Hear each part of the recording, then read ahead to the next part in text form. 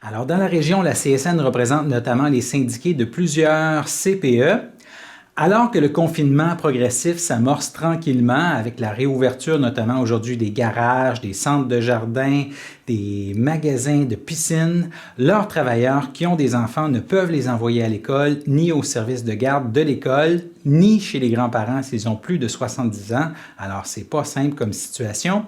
Le gouvernement a émis une directive ministérielle qui demande aux services de garde d'urgence de recevoir aussi des enfants âgés entre 5 et 12 ans dans des CPE d'urgence pendant une certaine période. Est-ce que c'est une bonne idée, une fausse bonne idée selon vos membres? Ben, nous, on croit que c'est pas une bonne idée, c'est pas le bon service, la bonne place.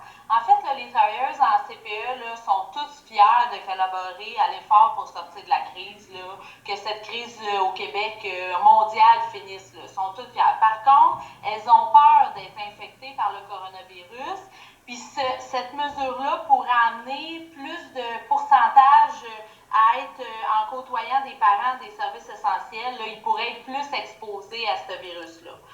Donc, nous, on croit qu'on n'est pas en accord là, avec la nouvelle directive là, qui a été émise par le ministre de la Famille, qui dit que les CPE doivent accueillir aussi les fratries, dans le fond, les frères et les sœurs des enfants qui vont en CPE, mais les frères et les sœurs qui pourraient avoir entre 5 et 12 ans. Donc, on pense que plus d'enfants dans les CPE va amener plus de risques pour la santé et la sécurité des travailleuses et des travailleurs. Puis ça pose un grand nombre de problèmes aussi avec des enfants qui ne sont pas normalement à cet âge-là en CPE. On va juste parler là, de choses concrètes, par exemple le matériel. Du matériel, en CPE, on n'a pas du matériel intéressant pour les enfants de 5 à 12 ans. Là. 5 ans, ça peut peut-être aller, là, mais quand on est rendu à 7, 8, 9, 10 jusqu'à 12 ans, on n'a pas de matériel en CPE pour eux. Donc là, ça fait que ces enfants-là doivent amener du matériel de chez eux en CPE. Ce matériel-là doit être désinfecté à tous les jours, hein, c'est normal parce qu'il est dans leur milieu de famille.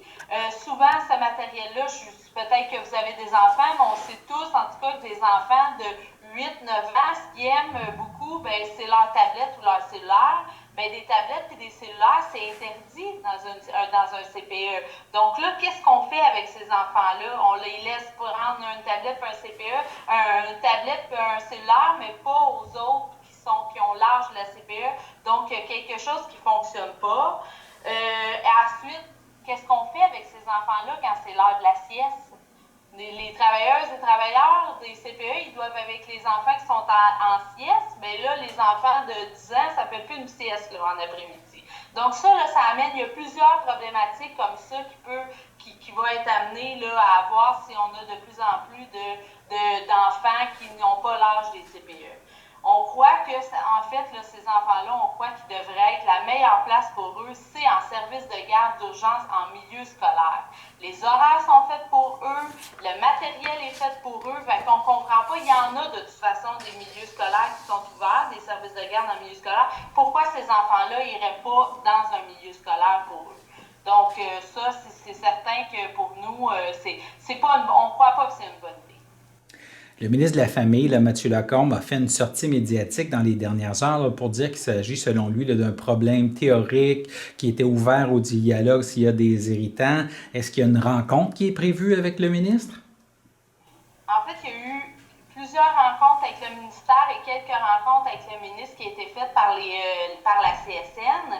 Et puis, on n'est pas arrivé à une entente. Là. On n'a pas réussi à passer notre message et à faire entendre nos arguments. Donc là, c'est pourquoi on pense que l'étape suivante, c'est la mobilisation de nos travailleuses et nos travailleurs, mais de la population en général aussi. Là.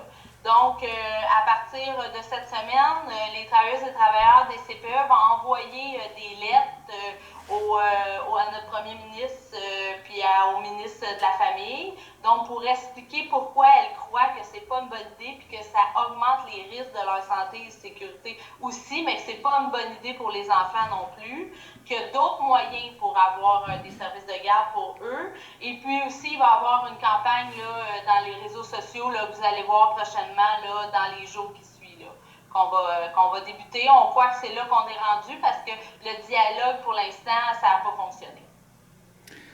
Donc, c'est une fin de non-recevoir là, au niveau du ministre pour l'instant, pour ce qui est d'envisager des services de garde scolaire pour recevoir ces enfants-là. Là.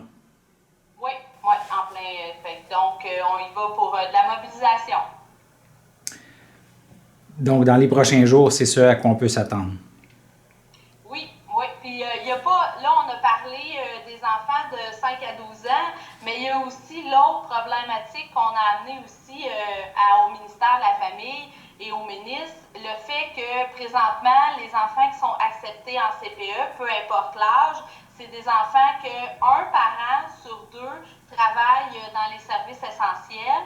Nous, le premier ministre répète à tous les jours en conférence de presse que ce qui est le plus important, c'est de rester à la maison le plus possible. Donc, on ne comprend pas pourquoi que, par exemple, s'il y a un des deux parents qui peut rester à la maison, qui n'est pas dans les services essentiels, pourquoi les enfants ne resteraient pas avec eux. Il n'y en a pas beaucoup, mais il y en a quand même. Puis ça amène un risque de plus aussi élevé à la propagation du virus vis-à-vis des travailleuses et des travailleurs en CPE. Donc, on pense que ces deux choses-là devraient être ajustées là, pour la santé-sécurité.